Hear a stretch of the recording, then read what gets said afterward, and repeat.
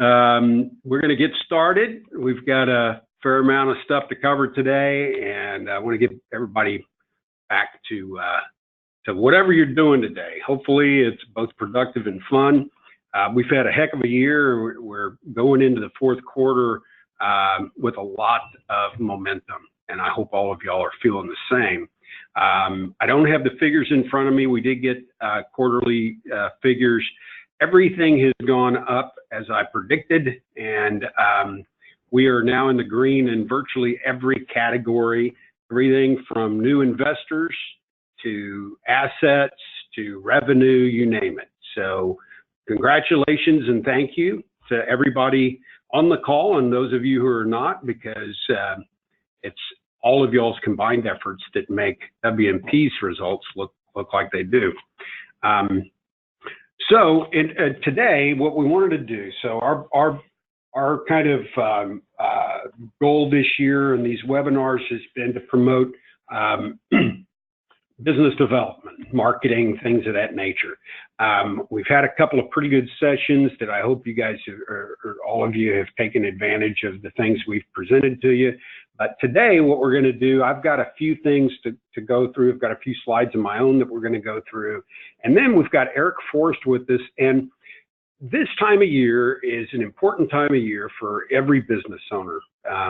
This is the time of year when you really ought to start taking a look at your results from last year against whatever your goals were, and then start making some new plans for next year.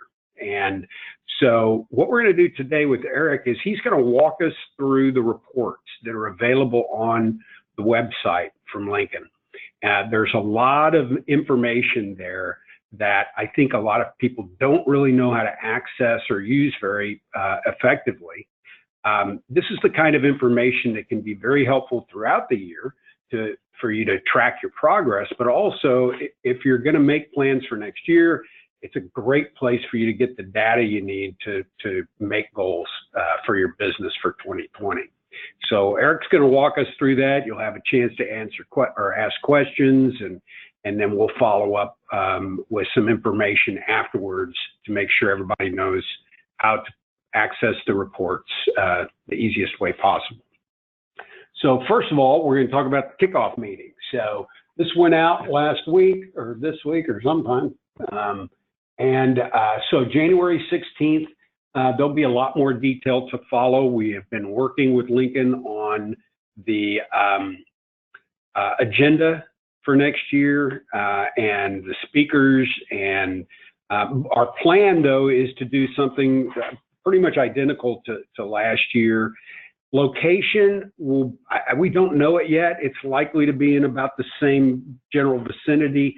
It's likely not to be the same venue we used last year, but it might. We'll just have to get back to you on that.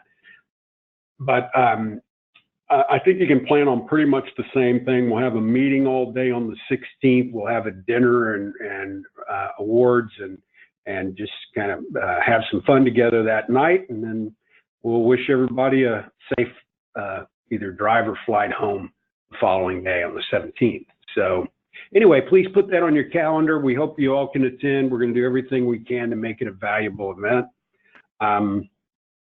And we're looking forward to it. It's a great time for us to connect with everybody and for you guys to do the same. So the next thing we've got, let's see. Yeah, so I saw this the other day and I wanted to make sure we talked about it today. So this compliance memo on the advisor handbook or the investment agreement and disclosure handbook it may or may not be that important to a lot of you. If you access this handbook online electronically, it's going to have the updates that are listed in this available for you, and then you'll just print it or send it electronically, however you manage that, and you should be good to go. If you have hard copy, versions of this, though, you do need to either there's a sticker you can print, or there's some amendment pages that you can print as well. So I just want to make sure everybody's using the most updated materials possible. If you have hard copies of the handbook, please make sure you look at this memo and you print the stuff that you need to add to it to be in compliance. If not, if you're using it, just print them up as you go, which would really be my suggestion to you. I think anything that you get in any bulk these days, hard copy, is very, very hard. The regulatory changes and the other business changes that we're all kind of thrust with makes it very hard to have anything hard copy be relevant for very long. So my suggestion would be, go to the electronic version. But if you've got hard copies and you don't want to be wasteful, there's a great way for you to accomplish that.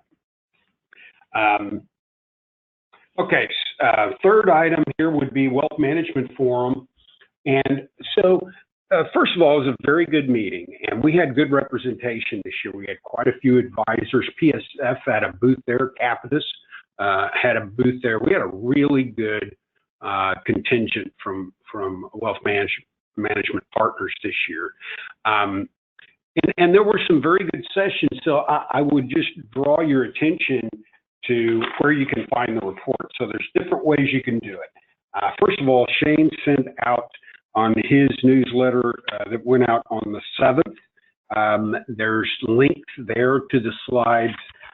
Advisor News that came out on the 4th, on Friday the 4th, also has most, if not all, the slides on it. And then also, if you look on Advisor link, you'll see under the news items, the slide you're looking at right there, you can access there. So lots of interesting subjects and lots of good information there. I can tell you that I always, David Kelly from JP Morgan does a great job always. There were some really good platform speakers, but there also were some very good breakouts this year. And we're going to talk about one of them here in just a minute, but there were breakout sessions on all kinds of things from issues with elderly abuse and how to deal with that, which we get a phone call on that at least once a month now, if not more.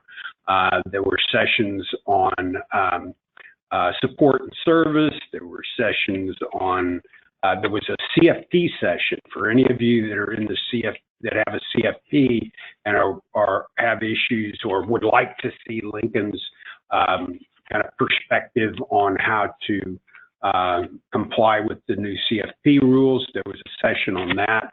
So anyway, if you have, take the time to at least look at it, would be my recommendation, and see if there's something there of interest.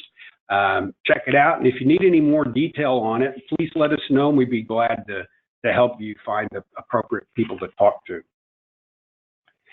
And then, so the next slide is on Pershing, and one of the things we've talked about, well, it's been quite a while. It's certainly been more than a year, but in great earnest for about the last 18 months, we've been working with Lincoln on trying to enhance the tools and support and processing and pretty much everything to do with the CAN platform on that's on Pershing. And so what we've got here, Pershing, the representatives from Pershing made this presentation, and there are a couple of other slides that you can find on the website as well. But I thought this was the most important one. Hey, I'm going to make one comment real quick. If everybody could just make sure your phones are muted. Just a little bit of background noise. But if you look here, what you'll see are the things we've been talking about are on their rollout list. So updated proposal tools, they're working on those right now.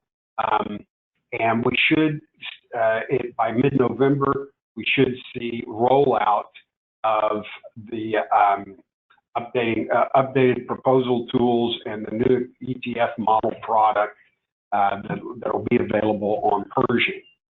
So this is going to get us back to where, several years ago, we did have a proposal tool.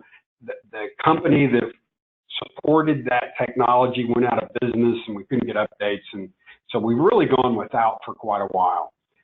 This gets us on a platform with Pershing where they can make these proposal tools available to us through their system. So this should be a really big help for everybody that is using, especially the IM&R managed offerings.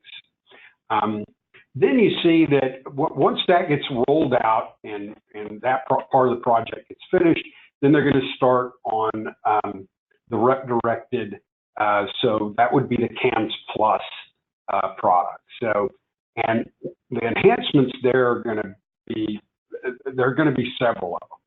So the big one for us is model tool and the trading and rebalancing. So what we're going to see is the model tools being rolled out in the first stage here.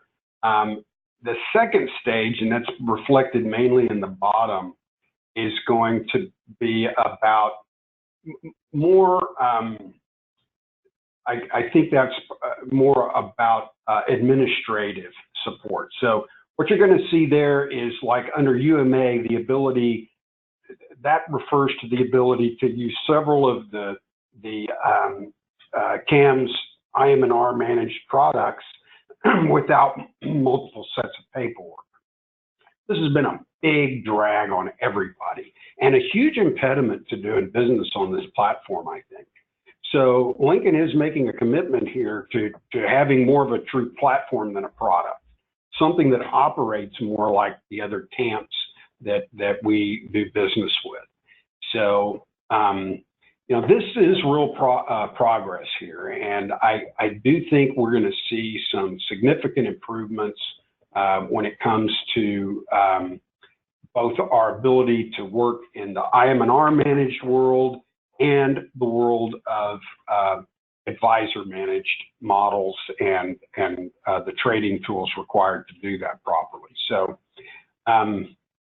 I wanted to bring this to your attention. You're going to see more of this. Lincoln is going to get a lot more out front on this issue. You should see more communication on it. Certainly, we're going to be feeding it to you from our end, but just be aware that there's real progress being made here.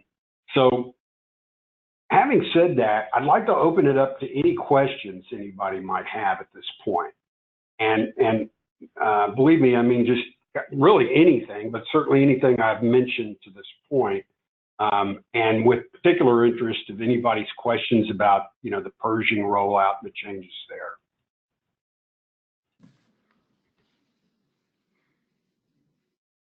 Yet again, I explained everything with such clarity that no questions. Well, listen, any questions you have that you want to send to me or call me or discuss in that way, please do. We've worked really hard with Lincoln and to try and get this, these tools and these processes into your hands. So we want to make sure that we're actually delivering what you want. So along the way, please, please give me your feedback. Don't be silent about it. Let us know what works, what doesn't, what was, you know, well received and what wasn't. And because it's very important to us that not only that we get this stuff rolled out, but that it actually has the intended impact on your business. There are other projects at work at Lincoln right now. We're talking to third-party vendors and other people on similar type advances that we're talking about here. But those are going to take a long time to vet, and I don't even know that there'll be big improvements once we get into the proper area, the managed account area at Pershing, and we get the proper tools and processes in your hands. I think we're going to get what we need there, but I will definitely need your help and feedback along the way to make sure that happens. So please don't hesitate to let us know. You know, other than that, folks, that's really all I had to share with you today. There's lots more, of course, but these were kind of the things that I pulled out to be key issues to share with everybody. Before I introduce Eric and we turn it over to him. Does anybody else have any questions, issues, other things that weren't brought up that you'd like to discuss or have me address?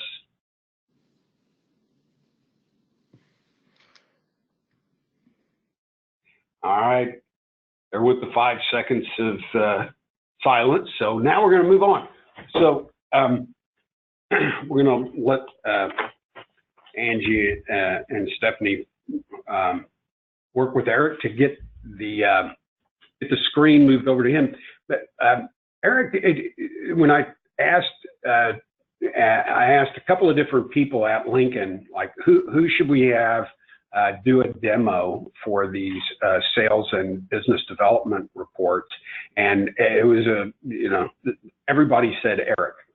So we were lucky that Eric was available and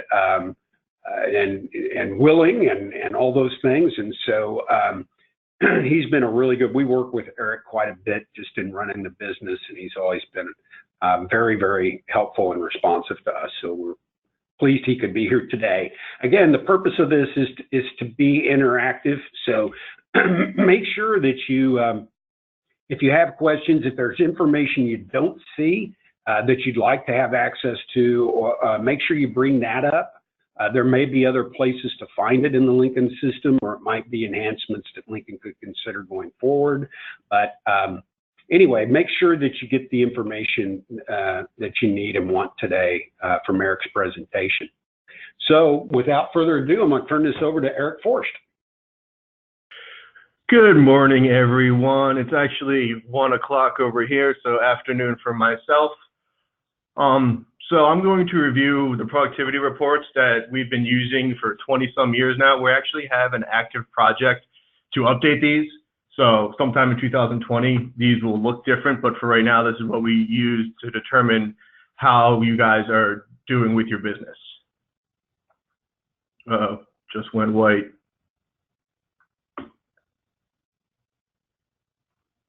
Okay, I guess it is. So let me back up. So I'm going to show you where you can locate all the reports. And this one I have right up here, I'm going to go into more detail, so don't squint your eyes. This is the one that's used by, I'd say, 95% of advisors. It's a real good one-pager that shows how you're doing across the board. So here's some information that you need to know about the productivity reports. They are only done once a month, or should I say they're only updated once a month. So at the month end, you usually get these within 6 business days, because it takes time to populate them for every advisor. So the 6th business day after the 1st of the month is when these are typically available. And it's based on your rep number and shared partnership. So it's a combination of everything. It is automatically emailed to you, so you will get them every month if you haven't noticed that already. And like John mentioned, we always appreciate feedback, and I can actually make custom reports with certain information if anybody ever wants them. I have a few monthly reports that I do every month for certain individuals because they just like to see the information in a different way. So here's an example email that you guys will get every month. So you'll see it says the month of the productivity. You can access it right there by clicking on it. And if you have any feedback or questions, you can contact Advisor Consulting or myself. So I'm sure you guys are dying to know how to get there, so I'll show you exactly how. So this is Advisor Link, and I have 3 different ways that I use the sales and business reports. So you can go on the drop-down menu, click Sales and Marketing, and then there's your Sales and Business Reports. You also click Sales and Marketing, then Sales Reports, and then you can click on Sales and Business Reports. Or you can type it into your search bar, or you can save it as a favorite. And if you hit the little heart next to it, it'll save it as your favorite, and then you have your favorites right here for easy accessibility. So these are all the reports available to you. So I'm going to go over the productivity overview. Another one that is used is productivity trends. Advisor goals are for CAB branches, so you guys don't have to worry about those. Productivity trends is just in an incredible amount of detail for the productivity overview. So those are the most common ones used, but you can see all these have different things that they can display. So if you need to know information about your investors, you have, 6 reports on them. Everything else to the left will be at the advisor level. So here's the bread and butter, advisory productivity overview report. So the very first section is your revenue. So you'll see it has your total GDC broken down by the different areas that make up your GDC. So you got your fee-based, you got your transactional, recurring transactional, so that's really flow. You have your 12B1 fees and insurance. And it'll compare year to date to previous year to date, as well as all of last year, so you kind of get a feel how you're doing year over year. So you'll see it also has your gross recurring revenue there at the bottom, and it also keeps track of club points. So I'm also responsible for President's Club and Nick's Roundtable points. So if you have any questions on how those work, you can always feel free to reach out to me and I can go over them in detail. So the next section is your sales section. So it's got the same timeline, like I mentioned, year to date, previous year, current year, and last year. It also compares them. You see these different percentages. And this just breaks it down by your IM&R information, your advisory, and any third party you have to come up with your fee-based total. We also have fee-based retention percent, which is just an indicator comparing last year to this year, how much fee-based you maintained and didn't lose. So you see this 96.4 is actually really good. We typically see that in the neighborhood of 90%. So this particular rep, this is actual real data from a rep. I obviously just hid their information, but they're actually doing really good with fee-based retention. So next is your assets and clients. So here it's just your overall IM&R, advisory, third-party assets. You see this person doesn't have any third-party to make up all their fee-based, and it also has, if they had any other fee-based assets, their buy and hold, and then their total assets. So you can see this person grew their assets by $5 million compared to this point last year. It could be the market that they did that for or some actual sales. And then we get down to the client, we have TSA starts, which is really starts that happen in schools. So if an investor in a school starts flowing, we keep track of that here. So this person had 10.5. So the 0.5 is because they have a partnership with somebody. So if they got one person on and they're sharing that partnership 50-50, you get partial clients for that. And you can see that same with new fee-based investors. So they have 16.7, new tax IDs overall, and they have clients with NAV greater than 0 of 892. So they increased by, 17 new clients compared to this exact time last year. So this also keeps track of all your club points at the bottom. It'll sum them all up to you. And then we also have a special note here, just letting you know, if you have fee-based assets, you have 40 million, 60 million, and 80. We make sure to only include that at the year end for the calculation for President's Club and Nick's Roundtable. We used to let you know that up front. So then this person would have had 36 points and they think, oh, I'm doing great. I'm definitely going to go to Nick's Roundtable because if I maintain this, I'm on track for it. And we felt that was a little misleading. So somebody who thought they were going to be in Nick's Roundtable all year long would miss it at the end because they didn't maintain their growth. They thought the fee-based assets would count proactively. So they were adding 15 each quarter thinking, oh, I can keep getting 15. So we do that at year end now. So I'm just going to sum up the reports to let you know this is how you can track your business on how everything's doing every month.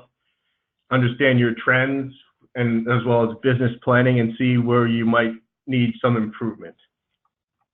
So I was going to then just actually show you how to get to them again, just to reiterate. So I actually impersonated my Uncle Harry. So you can see a menu, sales and marketing, sales reports, sales and business reports. So the overview here looks a little bit different than the one I showed, but the reports are all still here. So you can click on any one of these. I'm not going to because I don't want to show you my uncle's personal information. But you can go here and click on your investor or anything you'd like to know up top. So that is the gist of your productivity overview. And like I said, you can play around with any one of these reports. And if you have any questions, again, feel free to reach out to me. So with that being it, that's all I got. Does anybody have any questions? Hey, Eric, it's John Parsons. I do. One of the things that I've tried to do with the manager reports is get longer trends than just 12 months. Is there any way to change the dates so we can like see what our trends were for the last 5 years or something like that? That's not in these reports. I actually have access to that. I have a report that I made that goes back as far as we do, and it's 52 months, so it's 4 years and a quarter. Don't ask me how they determine 52 months with how far they go back, but I could give you all the information you have in any one of these reports, maybe not the investor level, but at least any one of these top reports. I can get you that information for the previous 52 months for anybody that you'd like. Great. Now, can you, for my purposes, I'm assuming you can do it for the whole firm? Yes, I can break it down at the branch or region level, just so you can see. I'll show you how easy it is. If I unimpersonate Harry, and if I'm an advisor, and I just want to see like my AUM growth for the last, 4 years and a quarter, it's then you can give me that, right? Yes, I can give you that.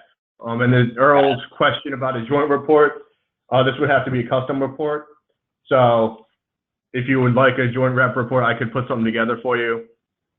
But John, for someone like you could go, when you go into here, it's going to look like this, which is different than when I impersonated Harry at the rep level. But you can go in as a manager and look at your branch level. So if I go to your branch, I can click any one of your branches. Obviously, I have access to a lot more than you do. But you'll see all your different ones here. I can click on these and get it down to the branch level. Yeah, got it. And then, but the way it comes now for me and for the advisors, what I can get without your help is essentially a 12-month snapshot, and it's a rolling 12. And you do have calendar year totals that we can get. But if I want to go beyond that, that's a report I've got to go to you with. So I've got that right, correct? You do have that right, yes. Usually advisors aren't as concerned about how far back they go because they look at this on a regular basis, so they get a feel. Some of them actually save this, so they'll save it every month in a location, so they do have the history go back as far as they've been an advisor. For you guys, since you haven't always been with Lincoln for 52 months, there's going to be a lot of zeros if you try to go back farther than when you were acquired by us. Well, we've been with Lincoln for 7.5 years now, so I'm assuming that there should be that level of data in there. There should be. I'm sorry. For some reason, I thought when we purchased you, that was one of our first interactions, but that's fine. Yeah. So then you would, if you were a rep with you guys for that long period of time, we would be able to go back that far. Yep. Okay. So I've got a question or two. Sure, go for it. Go for it, Ryan. Okay, so first question, I might have missed this, but are these reports, I'm in Lincoln's Advisor Link now, are these reports live now? Because I'm clicking on them, they're bringing up spreadsheets. I don't have any Lincoln business, like CAMS type business, and so nothing is populating at all on any of the spreadsheets for me. Did you hit enable macro? Whenever you populate these, there's something that pops up that says like macro enabled or something. You have to click OK on in order for it to populate. So on mine it says enable editing. I don't know if it's the same thing as enable macro. Yes, enable editing. That's the one. Sorry. Click on that, and then it should populate everything for you. Okay, I'll get back to you if it's not. That's a common question I get. I'll make sure to address that in my future presentations because I do get that one a lot.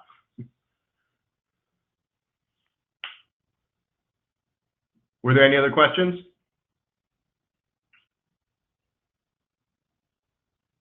Hey, 5-second roll. Oh yeah, keep going. Hey, Eric. Yeah, I think we're in good shape. I think what will happen is, we'll get some questions as people dig into this. The main thing, I just want to make sure people know it exists and you know how to get in and tinker with it. I spend quite a bit of time every quarter. I'll spend a day on these reports, just kind of combing through them. And it's kind of interesting because in doing that, I always find something that surprises me. We kind of pride ourselves on knowing what's going on around here, but boy, you look at the data and sometimes you're just like, where did that come from? And I've had situations where I looked at the numbers and I thought, well, this is an error, this is wrong. And then I find out that no, it really isn't.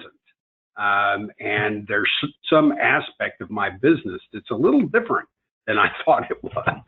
And that's an important thing for us, you know, that are providing service and support to all the advisors, because, you know, the direction their business is headed is where we need to be headed when it comes to service. And so it's a critical thing for me to feel, you know, more connected to what's going on. And I think for advisors, it can be the same thing. You know, you get so into your business and actually doing it that a lot of times you don't really understand, you know, exactly the results that you're getting. And especially in today's world, the market has been so good to us, revenue's up, everything looks pretty good. But there are times if you get into the detail, you can find some reasons to be concerned about your practice, or reasons to, you know, kind of keep moving a direction that's really working for you. So I would just encourage everybody to tinker with it a little bit. Some of you are going to want to get way down in the weeds. Some of you are going to just think, you know, the overall reports are perfectly fine. And, you know, and some of you may decide that it's just not that helpful to you. But if I were you, I would take a few minutes every month to look at it. You'll find your favorite reports, the things that mean the most to you. Again, if there's anything we can do to help make the reports better and more useful, let us know, let Eric know. And, you know, this is all an effort to try to give you just one more tool to do proper business planning and build your business the way you want. So, Eric, thanks again for your time. Actually, John, I have one more thing to add. Can everyone still see my screen? Yes. Yes. Okay. I thought about this as you were talking. So I also do book valuations for if an advisor is trying to sell their book, and I've been trying to make it better to understand how your book is. So if anybody wants the book rent too, I can do that. So this is just an example of a summary of the book. We give it to you at the client level, so you know how much money you're making off every single client. But this is a good example of a PDF that has a summary. So you'll have the valuation date, you'll have your overall revenue leads up to here, you'll have your clients, and I'm not sure how many people are familiar with the 96-4 rule. So this is something I learned from Frank Roccagrande, that usually half of your clients actually equal 96% of your revenue. So you usually have 50% of your clients that don't really do too much for you. And then I also break it down by demographic. So you can see, you know, this particular person has 31 clients over 90, which gives them that much revenue, which is this percent of its total revenue. So I give that for every 5 years here. And then I have, you know, how many households you have. Some people use households and eTouch better than others. So if you don't use households, this is not going to be good data. It'll tell you the average age of your client, average revenue per client. And then this bottom part I like the best. This compares you in a 10-year bucket to clients with Lincoln. So, for instance, the average number of clients with Lincoln, 17% are over 70. So this particular rep has 36% over 70. So their book, they have a lot of aging clients. So that might be an indicator for them to be like, hey, maybe I should go after my clients' kids because I have a lot of older clients that most likely have kids. Then I do the same thing by assets down here. So if anybody ever needs this done, you just let me know, and I'll gladly do it for anybody. Hey, Eric, we did get a question from John Gergerich about, are these Excel compatible? So can you dump this data into Excel? I mean, that's the way it comes to us, but. Do you mean the thing I just showed you, or the reports are all in Excel? This is the valuation, though. We typically do in PDFs, but I make it in Excel. So we do have the Excel option if you want it. That's for the valuation piece? Yeah, I can give it to you in either format. PDF's just a little cleaner. That's why we usually give it to you there. But all the standard reports from the website over here are all Excel. Got it. Hey, well, listen, I'm really glad you thought of this while I was, droning on there, because, yeah, I've seen this report and I've forgotten about it. But, this is another really good report. Even if you're not selling your business today, I mean, these kind of demographics, a lot of times this is another area where we can kind of fall asleep at the wheel here. And you can wake up one day and see that over 70 number, at 50, 60%. And all of a sudden, you've got a business that at that point it may not show up declining in your pocketbook right now, but it's declining. And these are really, really helpful reports. So I'm glad you brought it up, and it's definitely something that a lot of people I think would benefit from, whether they're just looking for ways to run their business and improve on it, or trying to get it prepared for a sale. So. And I wanted to add something for everybody that's on the call. If you do want to reach out to Eric directly, because there's another Forst with a first name initial E, so his email address is erforst@lincolninvestment.com. Because usually it's first initial and last name. Usually it's first initial last name. In this case, it's erforst@lincolninvestment.com. Well, yeah, Eric, Ed's not going to respond back to you. Well, and if we're asking him to do a report like this, it'd be better if he didn't. I think I can say, without any problem that Ed wouldn't be your first choice to run these reports. So Eric, on the other hand, yeah, he's the right guy. So, anybody else have any questions? There's a lot to chew on here. And again, I would just encourage everybody just to test drive it and do it every month for a while and start seeing which reports are the most meaningful. And if you find that, there's improvements or other reports you want to see, it'll make it a little easier for you to have some clarity when you talk to Eric about it. And the valuation piece would be something that I think a lot of people would be interested in. So. Mm-hmm.